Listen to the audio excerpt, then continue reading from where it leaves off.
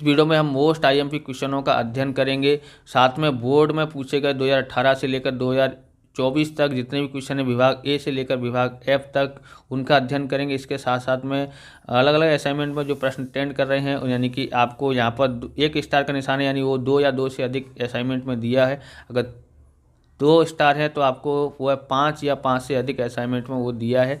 इस तरह से वो ट्रेंडिंग क्वेश्चन भी हम तैयार कर लेंगे। पहले समझ लेते हैं इस पार्ट को क्या है। यहाँ पर पार्ट 7 है। विभाग ए में आपको क्वेश्चन नंबर 19-20 मिलेगा। विकल्प वाले 2 अंक के एक एक वाक्य वाले यानी बी विभाग में 30 नंबर का क्वेश्चन मिलेगा। क्वेश्चन नंबर 30 होगा, 1 अंक का मिलेगा। विभाग सी में आपको क्वेश्चन नंबर 40वां मिलेगा, 2 अंक का। विभाग डी में आपको 47वां क्वेश्चन 3 अंक का मिलेगा। और ये टोटल 8 नंबर का पार्ट है, यानी 7 नंबर का है, वैसे 8 नंबर का विकल्प सहित आपको मिलेगा। अब आप देखते हैं पार्ट 7 है कंपनी का विसर्जन। विभाग ए में देखते हैं, पहला है कंपनी के विसर्जन के पूर्व की प्रक्रिया अर्थात क्या। ऑप्शन ए कंपनी का संयोजन करने की प्रक्रिया। ऑप्शन बी कंपनी की समापन यानी दिवाला में ले जाने की प्रक्रिया। और सी में है एक कंपनी या दूसरी कंपनी के साथ विलय की प्रक्रिया। डी है कंपनी की स्थापना की प्रक्रिया। इसका आंसर ऑप्शन बी है कंपनी की समापन या दिवालिया में ले जाने की प्रक्रिया। दूसरा ट्रेंडिंग में चल रहा है, 2 से अधिक असाइनमेंटों में यह विशेष ठहराव की नकल के साथ ट्रिब्यूनल में समापन संबंधी आवेदन करने की सत्ता किसको दी जाती है। मार्च 2023 में पूछा गया है।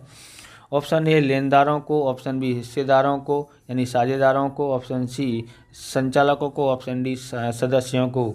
तो इसका आंसर ऑप्शन सी आता है, संचालकों को। तीसरा है कंपनी कानून के प्रावधान के अनुसार कंपनी की कौन सी सभा बुलानी अनिवार्य है। जुलाई 2019, मई 2021 और मार्च 2022 में पूछा गया क्वेश्चन है। ऑप्शन ए वार्षिक सामान्य सभा। ऑप्शन बी वैधानिक प्राथमिक सभा। ऑप्शन सी असामान्य सभा। ऑप्शन डी संचालक मंडल की सभा।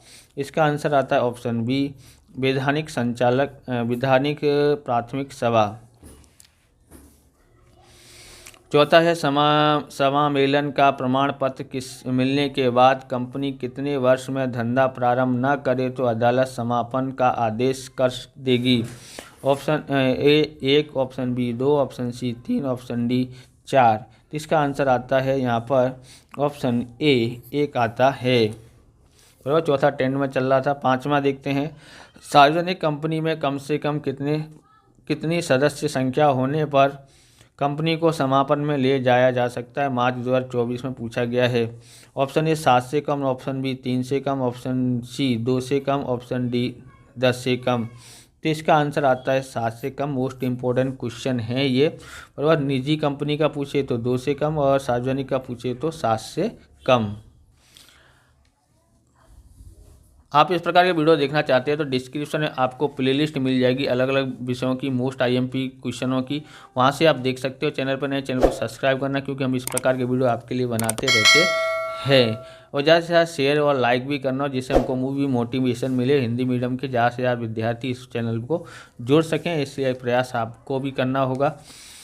छठा देखते हैं, कंपनी की स्थापना निश्चित मुद्दत के लिए दी गई है, ऐसा किसमें बताया गया होता है। ऑप्शन ए आवेदन पत्र में। ऑप्शन बी विज्ञापन पत्र में। ऑप्शन सी नियमन पत्र में। ऑप्शन डी अंश प्रमाण पत्र में।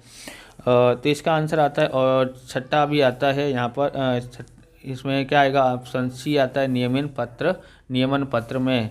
7वां भी ट्रेंडिंग में चला, शोधन क्षमता की घोषणा कौन तैयार करता है। मार्च 2018 और 20 में, जुलाई 2023 में पूछा गया है। ऑप्शन ए संचालक। ऑप्शन बी लेनदार। ऑप्शन सी सदस्य। ऑप्शन डी अदालत। तो इसका आंसर आता है यहाँ पर, क्या आंसर आएगा, तो इसका आंसर आता है ऑप्शन ए संचालक। इसका आंसर आता है। 8वां भी ट्रेंडिंग कर रहा है, कंपनी को समापन में ले जाने का ठहराव पारित करने के बाद कितने दिन में वर्तमान पत्र में इश्तेहार देना पड़ता है। और ऑप्शन ए है 7। ऑप्शन बी है 10। ऑप्शन सी है 15। ऑप्शन डी है 14। तो इसका आंसर आता है यहाँ पर, क्या आएगा, ऑप्शन ए, क्या आएगा यहाँ पर, ऑप्शन डी आता है 14 आता है। क्या आएगा, 14 आता है। उसके बाद 9वां देखते हैं, ऑफिशियल लिक्विडेटर अपना मत किसको बताता है। बराबर, तो ये पूछा गया अगस्त 2020 में, मार्च 2024 में पूछा गया है। ऑप्शन ए संचालकों को। ऑप्शन बी ट्रिब्यूनल को। ऑप्शन सी सदस्यों को। ऑप्शन डी लेनदारों को। तो इसका आंसर क्या आ सकता है, तो इसका आंसर आएगा ऑप्शन बी ट्रिब्यूनल को। 10वां भी ट्रेंडिंग में चल रहा है, लिक्विडेटर की नियुक्ति की सूचना आयकर अधिकारी को नियुक्ति की तारीख से कितने दिन में करनी चाहिए? ए 15, बी 30, सी 7, डी 14। तो जुलाई 2018 और मार्च 2022 में पूछा गया क्वेश्चन है। तो इसका आंसर आता है ऑप्शन क्या आएगा इसका ऑप्शन बी आता है, 30 आता है। ओके, अब यहाँ पर हम लोग देख लेते हैं आगे 12वां, ये 11वां है। 5 से ज़्यादा असाइनमेंटों में आपको ये देखने को मिलेगा। कंपनी समापन में हो तब कंपनी की संपत्तियां का विक्रय कौन करता है? ऑप्शन ए सदस्य, ऑप्शन बी लेनदार, ऑप्शन सी संचालक, ऑप्शन डी लिक्विडेटर। और ये भी 5 से ज़्यादा असाइनमेंटों में दिया है, तो ट्रेंडिंग में है दोनों। तो इसका आंसर क्या आ सकता है? इसका आंसर ऑप्शन डी आता है, लिक्विडेटर आता है।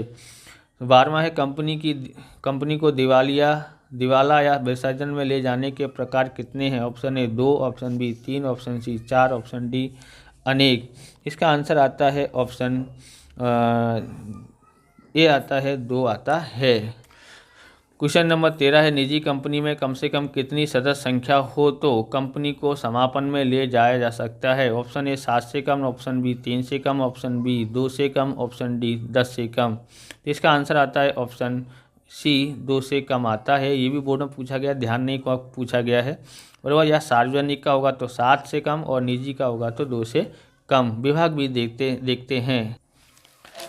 विभाग बी में हम क्वेश्चन नंबर 30 देखते हैं, कंपनी को समापन में ले जाने वाली संबंधी इश्तेहार कहाँ और किस में दी जाती है? उत्तर है, कंपनी को समापन में ले जाने संबंधी इश्तेहार कंपनी की रजिस्ट्रार ऑफिस में जिस जिला में आई हुई हो उस जिला के वर्तमान में इश्तेहार देना पड़ता है। इसके अलावा ऑफिशियल गजट में भी इश्तेहार देना पड़ता है।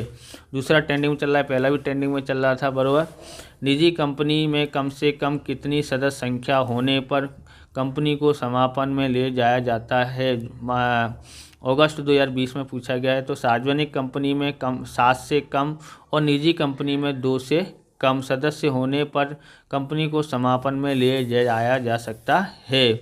तीसरा है, कंपनी का सर्जन और विसर्जन किस प्रकार से होता है?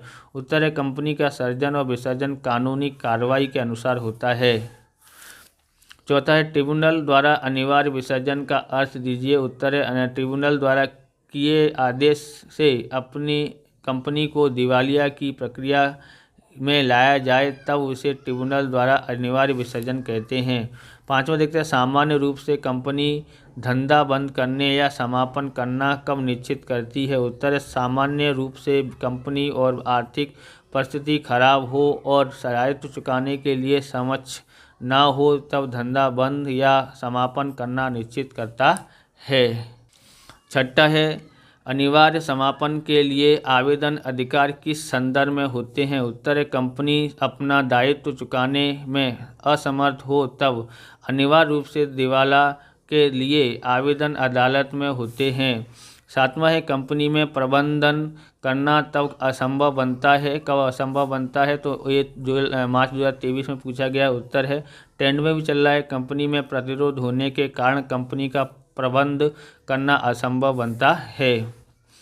आठवां है, स्वैच्छिक विसर्जन किसे कहते हैं? जुलाई 2018, 22, मार्च 2019, मई 2021 में पूछा है। उत्तर है, कंपनी के सदस्य और लेनदार अदालत के हस्तक्षेप के बिना कंपनी को दिवाला में ले जाते हैं, उस प्रक्रिया को स्वैच्छिक विसर्जन कहते हैं। नौवां ट्रेंडिंग में चला, सदस्यों द्वारा स्वैच्छिक विसर्जन का अर्थ दीजिए। मई 2021, जुलाई 2023 में पूछा गया है।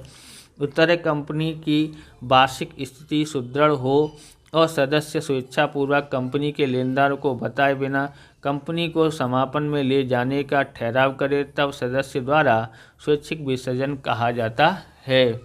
10वां है, जांच समिति ट्रेंडिंग में चल रहा है। जांच समिति की नियुक्ति किस लिए की जाती है? मार्च 2022 में पूछा गया क्वेश्चन है। उत्तर, समापक यानी लिक्विडेटर की कार्रवाई पर देख रेख रखने के लिए लेनदार अपनी सभा में जांच समिति की नियुक्ति कर सकते हैं।